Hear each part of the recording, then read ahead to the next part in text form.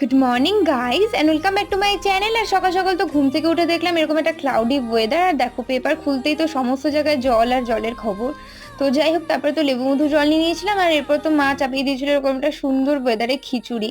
আর দেখো কিরকম মেঘলা করে এসছে। তো যাই হোক, তারপরে তো ফুল তুলতে গেছিলাম। আর দেখো এত টগর ফুল তুলে নিয়ে এসছে, আর আজকে একটু মন করেছে ঠাকুরকে এরকম নিজের হাতে ফুলের মালা বানিয়ে দেবো।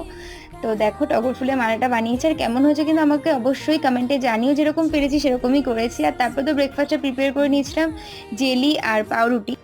এটা কিন্তু খেতে দারুণ লাগে। আর তারপর তো দেখো মেঘলা করে এসছে আবারও। তারপর তো স্নান টান করে একেবারে মা লাঞ্চ দিয়ে দিয়েছিল। ছিল লাঞ্চে খিচুড়ি, ডিম ভাজা আর বেগুন ভাজা। তো লাঞ্চটা কমপ্লিট করে তো এদিকে দেখো ঘুমিয়ে পড়েছিলাম। তারপরে মা এনেছিল একটু ছোলা মাখা, আর এরপর তো পড়াশোনা নিয়ে আজকে একটু বিজি ছিলাম, তো সেগুলোই কমপ্লিট করছিলাম। আর তারপর তো রাত্রিরে মা আজকে ডিনারে দিয়েছিল রুটি, ছানার জিলাপি আর এই ডিমটা।